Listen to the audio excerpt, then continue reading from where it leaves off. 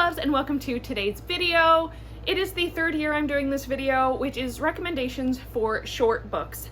As we're rounding out to the end of the year, sometimes you're a few books behind on your reading goal, and reading some short books that are also quality can help achieve those goals. So today I'm going to be giving you recommendations on some short books I've read in the last year that I would recommend picking up. We will go from the longest book, which is 213 pages, all the way to the shortest, which is a little tiny book of 64 pages. So the longest one on this list at 213 pages is The Dead Cattail Assassins by P. Djeli Clark. This is about a woman who is an assassin, and she is sent in to kill a child, and she decides not to kill this child, and that kicks off a whole bunch of drama. This has a little bit of a sci-fi element to it, which I did really enjoy. It's pretty fast-paced, and the characters are really interesting, so I think this is a really good book at a little bit over 200 pages. Next, at 208 pages, I would recommend Bloom by Delilah S. Dawson.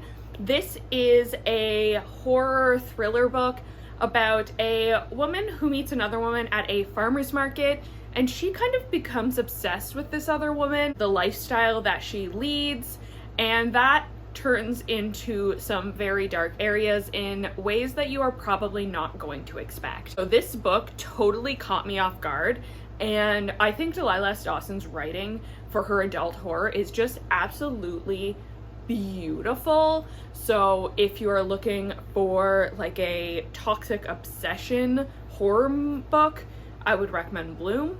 Also at 208 pages, Strange Houses by Yuketsu. I read this book in like 2 hours. It is such a fast read because in addition to only being 208 pages long, some of those pages are floor plans, so it reads super quickly. This is about a man whose friend is considering buying this house, but there's something off with the floor plan. So you dig into an analysis of this house's layout to solve a mystery. I did not see the ending of this coming, and it was just a lot of fun to read and look at the floor plans like, now it looks like a normal house to me, and then get the explanation of like, but did you notice that hallway that goes to nowhere?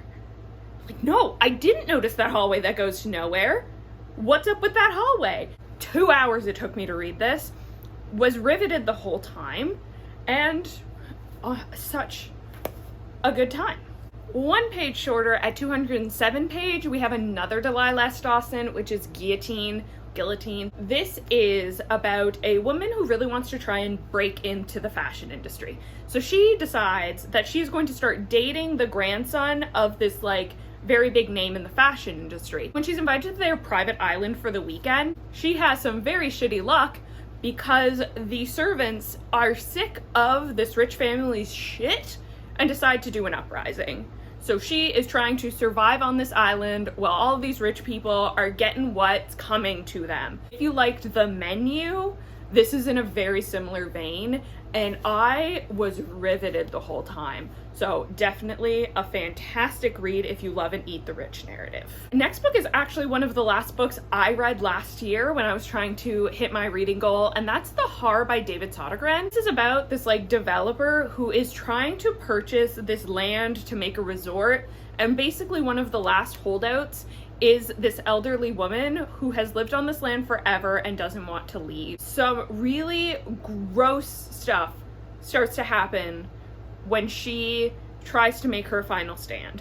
And this was so interesting between the like bullshit stuff that the developer does to try and force her out, while also you have this like horror element going on at the same time with the elderly lady. So wrapped. So interesting, a little heartfelt, especially if you read the acknowledgments at the end. It kind of made me tear up. Definitely recommend The Har, but be aware there's some body horror in there if you get grossed out by gore. Next, we have a nonfiction book, and that is Everything is Tuberculosis, The History and Persistence of Our Deadliest Infection by John Green. John Green is probably best known for his YA books. This is a nonfiction book about the history of tuberculosis and how tuberculosis, being such a prevalent infection throughout human history, has shaped the world as we know it now. It varies between telling that story and then also telling a very personal story of a child that John Green met in Sierra Leone, I believe it was, who had a very drug-resistant strain of tuberculosis. Now, wealth inequality really allows tuberculosis to continue spreading as a disease. In full disclosure, I do already have an interest in medical history. I used to love the Sawbones podcast, so maybe this is just something that is in my wheelhouse, but I thought this was very interesting from a history perspective, from a science perspective, and then also a very personal, heartfelt story about this person in Sierra Leone who has tuberculosis. So I absolutely love this. If you are looking for a nonfiction quick read, I think I read this in like a day at most, so definitely recommend picking that up. Next book is one that I read on audio and is 196 pages physically, but I thought it was an audio only, so maybe it's 196 pages, but it's also a short audiobook. So the original by Brandon Sanderson. This is about a woman who is cloned, and then her clone is sent to kill the original for a crime that the original committed. So it was a little interesting sci-fi thriller of, one, the ethics and logistics of cloning people just to have them kill their original, while also untangling what exactly this woman did to warrant this. Quick little thriller, read in one sitting. Interesting. Obviously Brandon Sanderson is a phenomenal writer, so really enjoyed this one. I would recommend. Next book is The 101 Dalmatians by Dodie Smith. So this is the book that the Disney movie is based on, and if you liked the movie, you're probably gonna like the book. I thought it was really interesting. I really liked the writing style of this one, and 101 Dalmatians was one of my favorite Disney movies growing up. So I had that like nostalgic draw to it. So I definitely think if you are a 101 Dalmatians Disney person, this is a really short book that can be a little fun read. Also at 184 pages, we have Come Closer by Sarah Gran. This one is about a woman who thinks she's been possessed by a demon, and it's making her behave in ways that she never would. So you basically follow her descent into either madness if you don't think she's possessed, or full-blown possession if you think she's possessed by a demon. So I think this was a really quick book. A warning that some of the language in here is not great, but does have the purpose of showing that she is maybe not in control of her actions and this demon is making her a worse person. So I thought this was really interesting. I really enjoyed it, and it's under 200 pages, so short little read. Next two I'm going to put together because they are book number 1 and book number 2 in a series. So Finna at 144 pages and Defect at 166 by Nino Cipri. These two books are set in a universe where there is this store called Lytton, I think it's called. It's IKEA. And in the first book, there's this employee at the store who is sent through a wormhole because a customer randomly walked through a dimensional portal, and she's been sent to retrieve the customer. And you see her basically popping through these different universes trying to track down her customer.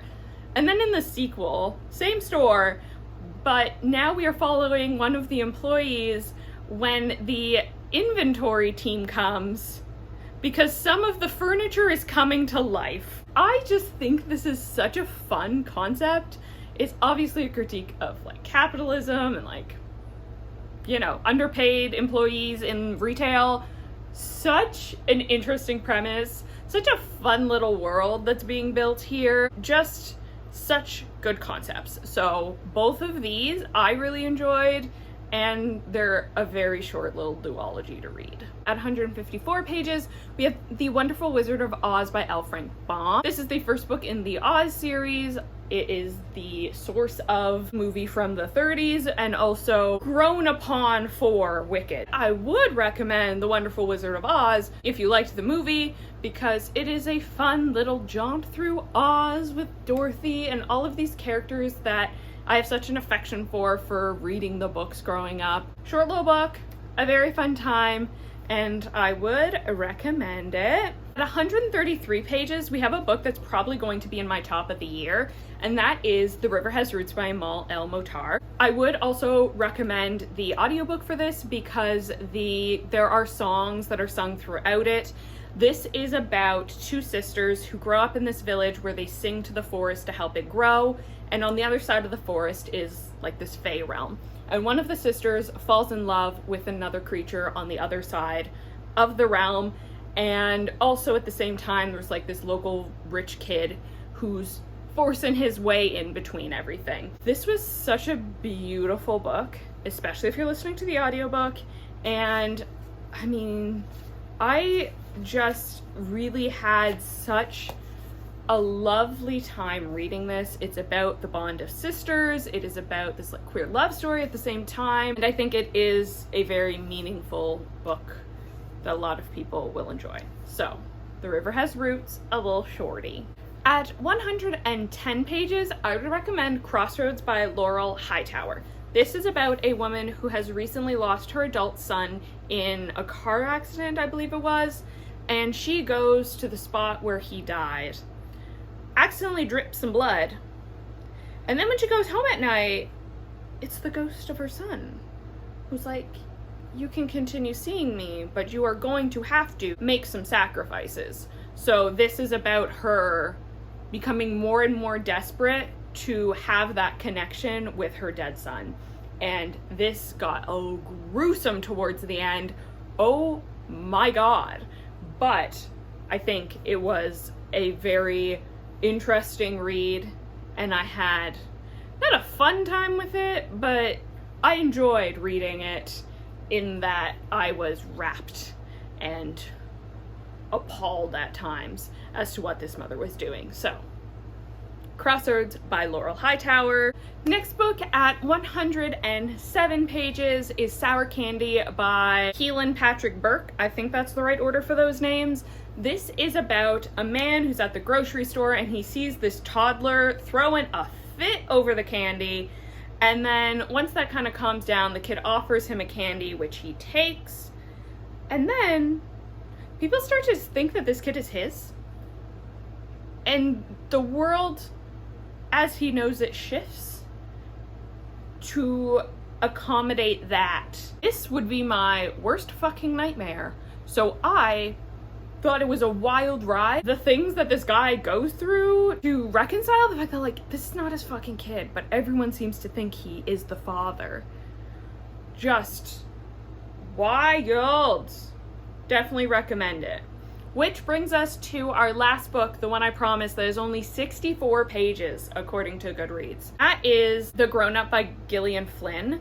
So this is about a woman who is like a fake psychic, and then this woman comes in one day and is like, you need to help me. My house is haunted. Please come to my home and see if you can do anything about the ghost. And she's like, yeah, I'll make some extra money. Sure, I'll come to your house. And then she meets this woman's stepson, who's a fucking menace. The way I didn't see where this was going until the end, and it's a very short book, so I guess I didn't have too much time to ponder it, but I was gooped, I was gagged, I was shocked at how this ended up. And so, if you want something like 64 pages, you can do that, what, an hour 15 minutes? You want a book that you can finish quickly, The Grown Up by Gillian Flynn, and you will not regret it because it's not like you've wasted your goddamn time. Those are all my recommendations on short books that you can read to help yourself maybe get out of a reading slump or hit your reading goals at the end of the year. Let me know in the comments down below what the best short book that you've read is, or leave the crystal ball emoji for the fake psychic. If you enjoyed, like and consider subscribing so you don't miss any of my future videos. There's links in the description to my Goodreads and my Instagram if you want some previews on what I'm reading. Thank you so much for watching and have a great day.